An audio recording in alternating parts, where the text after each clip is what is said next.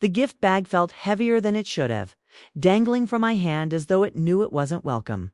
Pink with silver stars, ribbon curling at the top. It looked cheerful, chosen carefully, like something meant to belong in the laughter of a birthday party. I stood on the porch and stared at the door, my chest tight, my heart thumping in a rhythm that wasn't excitement. Deep down, I had known since I tied that ribbon that they didn't want me there. But I'd come anyway, because I was her grandmother, because I was his mother. I lifted my fist to knock just as the door swung open. Margaret stepped out swiftly, closing it behind her so fast the latch clicked like a seal, shutting me out. Her smile was wide, too wide, the kind that never touches the eyes.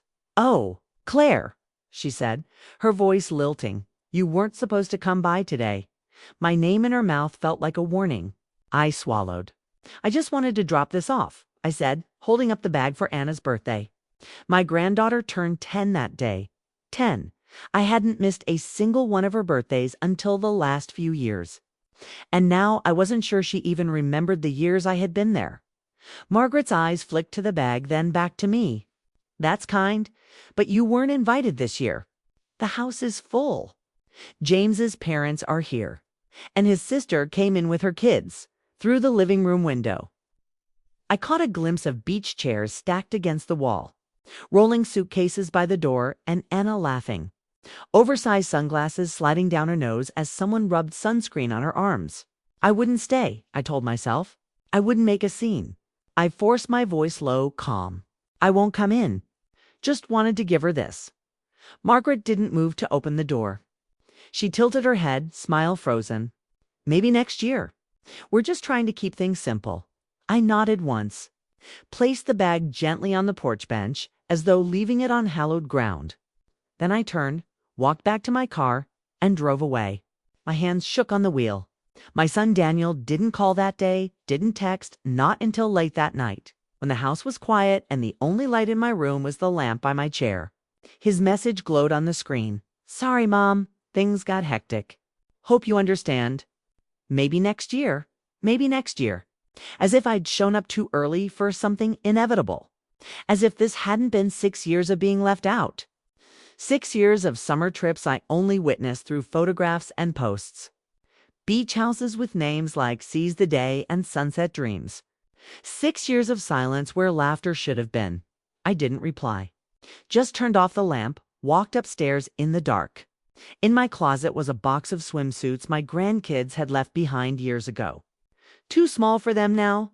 I pulled them out anyway, dropped them into the donation bin by the door. They had outgrown me, but I hadn't outgrown wanting them. Every July was the same. My mailbox sat empty while Daniel's social media bloomed with snapshots. Margaret in a floppy sun hat. Anna with a dripping popsicle. The baby little Jonah toddling in a tide pool. Always tagged Hilton Head, Emerald Isle. Once even a glass house on the Outer Banks. Each year bigger, shinier. Never once a call. The first few summers, I kept my phone on high volume in case. In case one of the kids asked for me. In case Daniel changed his mind. But by the 3rd year, I started shutting it off by noon. Silence hurt less when you stopped expecting the ring. I remembered when Daniel first bought their house. He'd called me with excitement in his voice for the first time since college. "Mom, they approved us, but we need a cosigner. Could you?" I didn't hesitate. I signed the papers, helped with the down payment, filled their fridge with groceries. Now, I was told there wasn't room for me. Too many kids, not enough space. You know how it is. I knew how it was. I knew birthdays came and went. I knew Anna forgot mine last year, or maybe she was told not to call. Either way, I bought myself a small cake from the grocery store. Lemon, not my favorite, but it was all they had. I ate it by the window with a plastic fork, watching neighbors unload from their own trip. Beach towels. Folding chairs. A straw hat. Inside, I had soup from a can. Crackers coupons clipped from the paper. It isn't forever, I whispered to myself. It's just a phase. But something else was starting to take root. Something heavier than loneliness. Not despair, not yet, but a knowing. A knowing that next year would be the same. that I'd see the celebration only through the glow of a screen. And then, one night, it happened. Anna posted a video of her birthday. Everyone cheered as Margaret carried out the cake. I watched it twice, then opened my laptop, fingers trembling.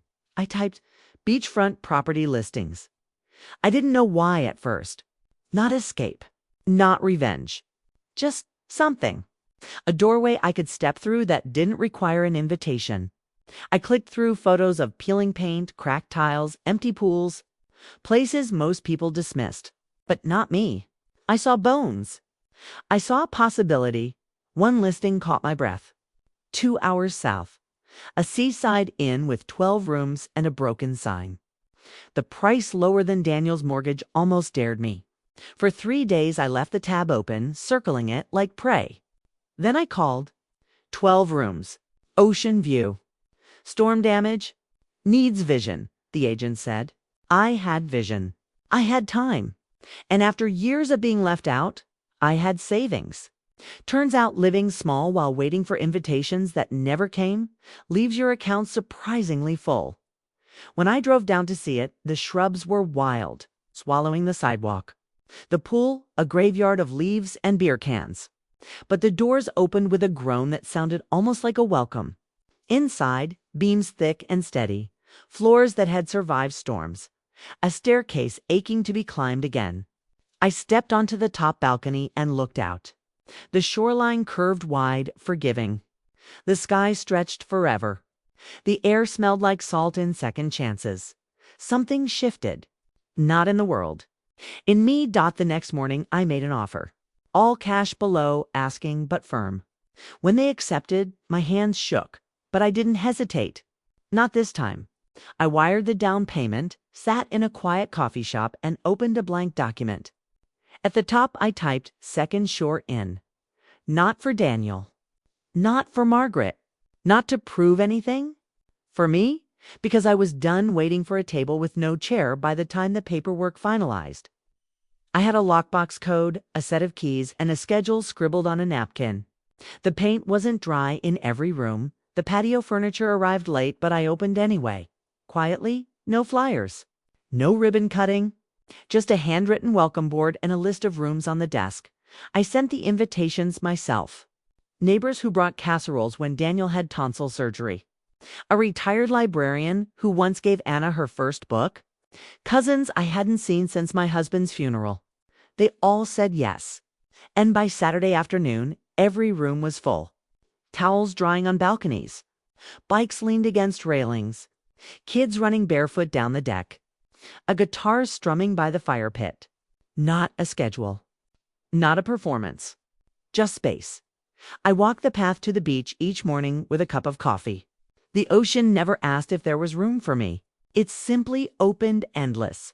The tide rolled out, rolled in, made space, and I knew I had begun again. The first weekend passed like a dream I didn't want to wake from. Guests filled every room, laughter spilled out onto the balconies. And for the first time in years, I didn't feel like a shadow haunting the edges of someone else's joy. I was the host, the center, the reason there was warmth and togetherness. At night, when I blew out the lanterns on the deck, I stood alone and whispered to the ocean, "Thank you." Not for company, but for reminding me I could still create something new. The days found rhythm. Early mornings I walked barefoot to the shoreline with my mug of coffee, letting the tide reach for me and retreat like it had all the time in the world. Afternoons I checked rooms, folded towels, and oversaw simple meals prepared by Paul, the chef I hired.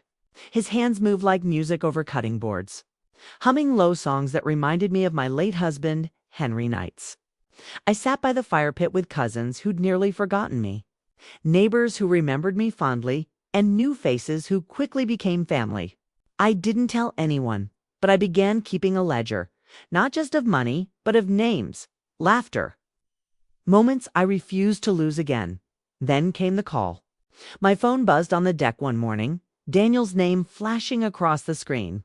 My fingers stiffened around the mug. I hadn't heard his voice in months. I answered anyway. "Hi, Mom. Listen. Crazy thing, our rental fell through. Double booked. We're scrambling." Any chance we could crash at your place for a few nights?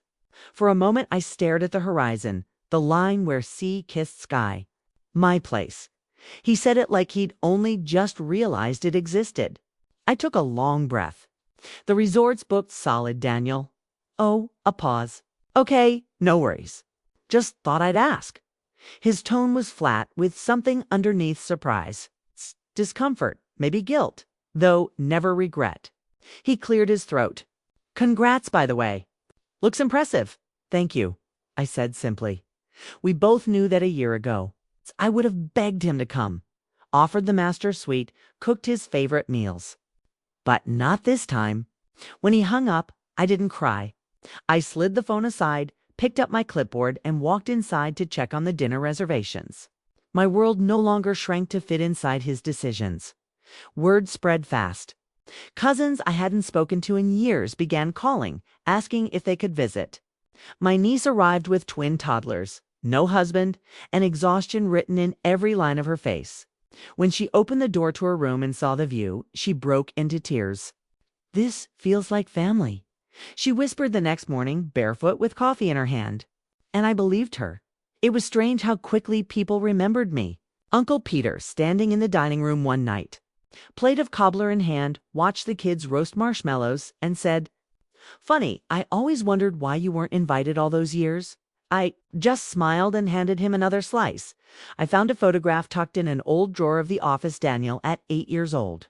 His hair lifted by sea wind, my arm around him like I was his whole world. I held it for a long while before framing it and placing it not in the lobby, but on a shelf in the office, next to my ledger and a bowl of peppermint candies. That was where it belonged, close, but not public. When Margaret finally broke her silence, it was online. A blurry photo of waves captioned, "Some people would rather punish family than forgive. Bitterness doesn't build anything." The comments were split, some sympathetic, some awkward. Until Aunt Lydia wrote, "Funny how tables turn when the seats are already taken." Within the hour, the post disappeared. I didn't reply. I was too busy sketching plans for a second property. The mountains called to me, next stone walls, winding paths, a porch that overlooked endless green. Another place dismissed as run down, but I saw bones. I hired Robert, a consultant, who raised his eyebrows at my plans. "You sure you want to do this again?" He asked. "I'm not doing it again," I told him. "I'm doing it better." By Thanksgiving, the seaside inn was alive with noise and warmth. Tables stretched with food, children darted between rooms, lanterns lined the beach. When Daniel called to ask if he could bring his family for dinner, I let the phone ring twice before answering. He spoke too casually, as though nothing had happened. "Low-key, just us," he said. I thought about the 8 seats already taken at the table. "Unless you're planning to sit in the kitchen," I said evenly, "we're full." He didn't argue. He just hung up. That Thursday, no one asked about him. We were too busy laughing, passing rolls, chasing toddlers sticky with cranberry sauce. Christmas morning, I walked the shoreline barefoot. The sand stung from the cold, but I let it remind me I was alive. I had no gifts under a tree, no forced smiles. Just the tide rolling in, steady, unapologetic. In my office, morning light touched the framed photo of Daniel as a boy. I opened my journal and wrote slowly. I didn't lose my family. I stopped begging them to see me.